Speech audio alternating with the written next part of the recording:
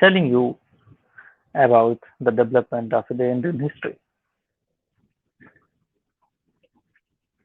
as well as how the world history evolved with reference to time.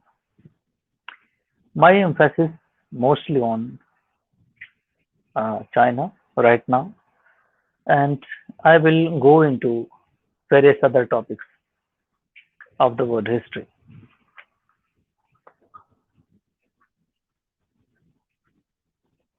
So let come to the point that after the Second World War,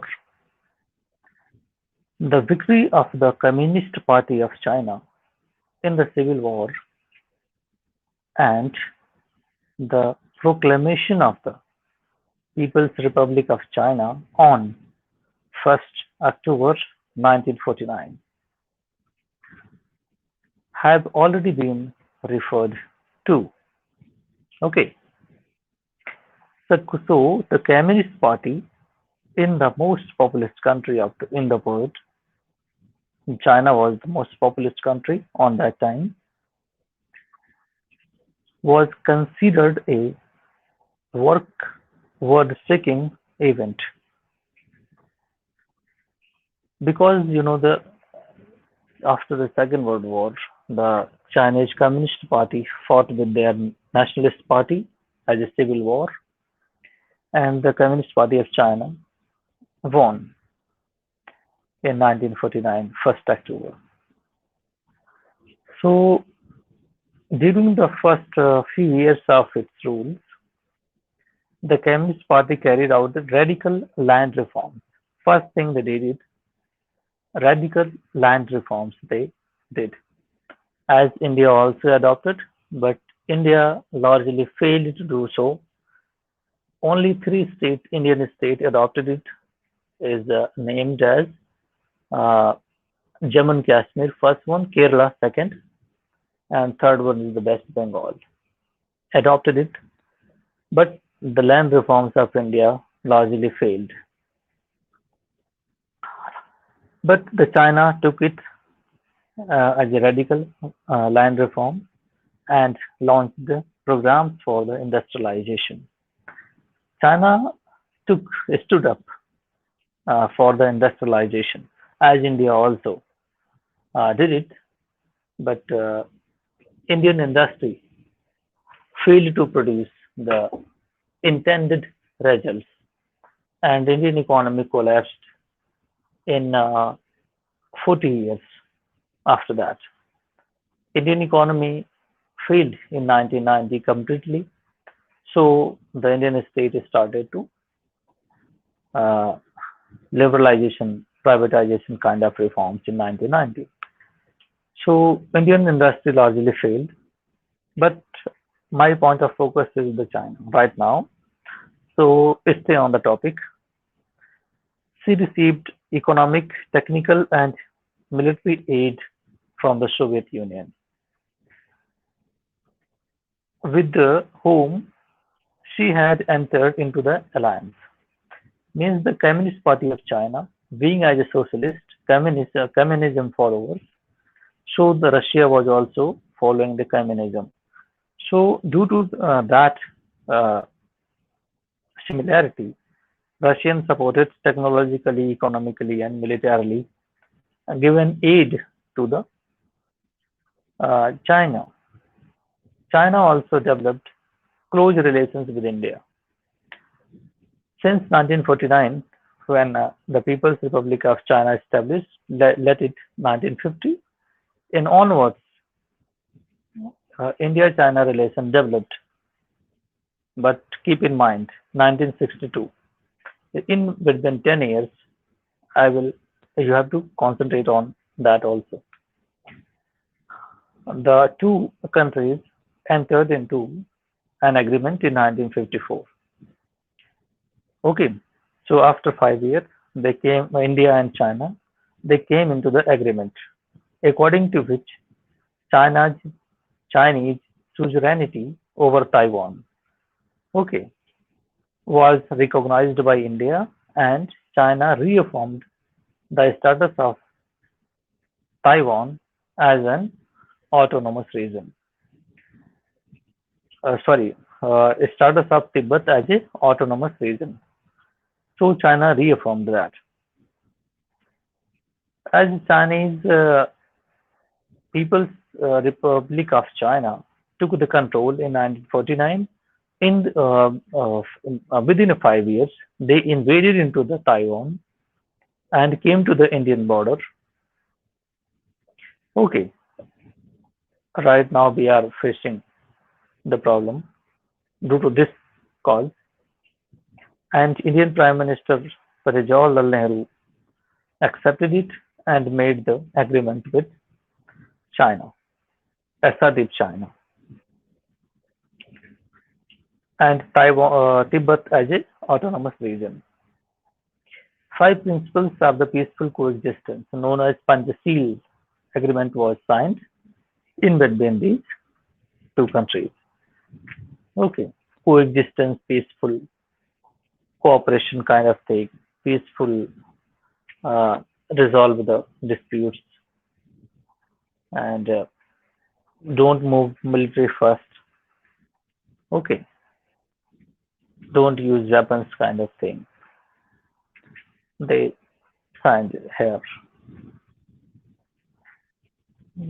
I don't want to emphasize too much because China largely violated in this agreement in 1962. From the late 1960s, Chinese policy began to change. Means after 55, when they took over control of Tibet, their policy begins to change. A reference has been made to the emphasis laid on peaceful coexistence by the Soviet leadership after the death of Stalin. The Chinese Communist Party, under the leadership of Mao Zedong, Mao, M-A-O, Mao Zedong. This person is a very key personality. Keep in mind, okay, opposed this, and the relation between the two countries began to deteriorate. By the early 1960s, the split between them was complete. Means Russia means the USSR, and Sino means China. They splitted after the Stalin death because of their interests diverted. The Sino-Soviet split led to splits in many communist parties afterward. Because communism was spreading around the world, these two were the key countries, influencing countries. If they divided, then the whole structure of the communism was divided into two parts. The Chinese started incursions into Indian territory in the late 1950s when they took control of the Tibet. They also started to expansionism. They pushed towards the India, and their incursion started. The Chinese policy in Tibet also changed, and in 1959, the Dalai Lama and thousands of his followers had to flee to India, which they had lived ever since as refugees. In 1962, there was a border war between India and China when the latter, China, invaded Ladakh in the northwest and Arunachal Pradesh in the northeast in India. In her internal policies, this period is known as what is known as Great Leap Forward in the Chinese policy. Great Leap Forward. It aimed at accelerating the economic growth. This was also the period when the growth of the personality cult of Mao Zedong began. This his thought was extolled extolled by its invincibility. मतलब वो अजेय है. Nobody can win him. This kind of policies. And now Mr. Xi Jinping, who is current president of China, is also uh, supposing himself that uh, after the Mao Zedong, he is the supreme. Okay, so his thought is also invincibility kind of thing. The period from 1966 to 69 was called the Cultural Revolution. 1966 and 1969 was called as Cultural Revolution in China. There was peaceful turmoil. There was political turmoil in China during this period. In the name of continuing the revolution, thousands of people were disgraced and removed from their jobs by mobs of students and red guards. Centers of higher education was closed down and several restrictions imposed on literary and cultural activities. China's economic life was seriously disrupted. In the early 1970s, China was admitted to the United Nations. Her relations with the United States also improved.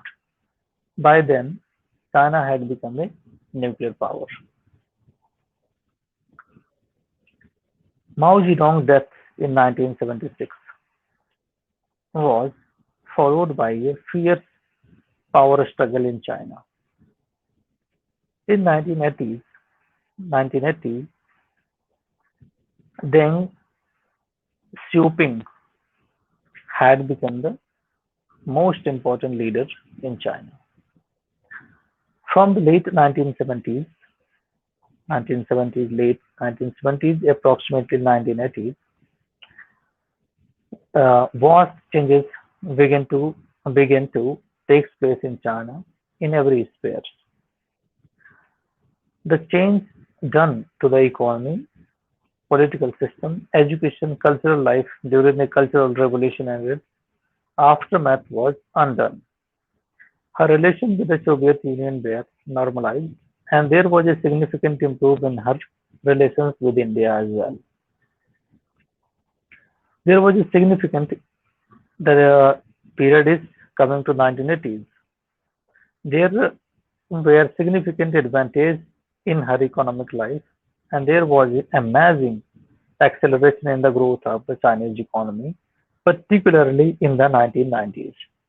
Means up to the 2000, when the Chinese economy reached up to the 2000, their economic growth started booming up. For many years, the annual growth rate has been above 11%. Chinese annual growth rate above 11% for many years. During the recent years, the Chinese economy of China has been the fastest growing economy in the world and become the fourth largest economy in the world. The economic policies and the economic reforms that China has pursued during his period mark a sharp departure from the kind of policies that were followed earlier in the name of building socialism. There was not only the beginning and increasing period of private capitalist enterprises, but also massive foreign investment because they developed the relation with the United States of America. And from there, because that was the developed part of the world, they were hungry for the capitalists were hungry. They opened the economy in 1980s, 1990 to 2000 in between, and they started uh, massive foreign investment came to China. Officially, the new system is described as market socialism. Along with economic growth, inequalities in society have also grown, given rising to a new tension because there was a disparity in rural population and urban population. The disparities in the living standards of the rural and urban population have been particularly marked. The major significant event has been the transfer of Hong Kong to the China by Britain, which came into effect in 1997. It may be recalled that Hong Kong, which was a part of China, had become a British colony in 1842 after the First Opium War. In course of time, it had become a leading financial capital of the world. It became a part of China as a special administrative region, retaining a great deal of internal autonomy as well as its character as an advanced capitalistic economy. Hong Kong became a part of China while retaining its autonomy and capitalistic system. It described as one China, two system policy.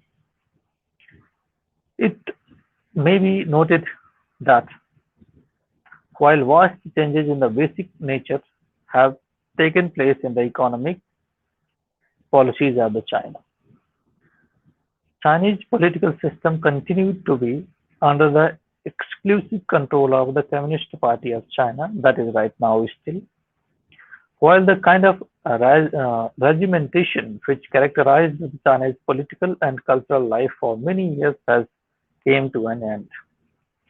There have been a little progress in the direction of the political democracy in the late 1980s, means 1990s took it, 1990s. There was a widespread upsurge in the democratic rights in Beijing and some other parts of the Chinese cities.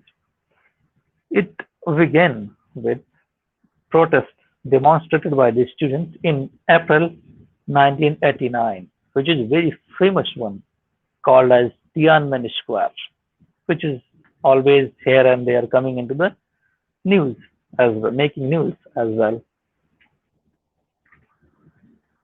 So, April 1989, the students demonstrated for their democratic political democracy they wanted, and they protested at the Beijing with a Tiananmen Square in the city, becoming as a rallying center of what described as a democratic movement.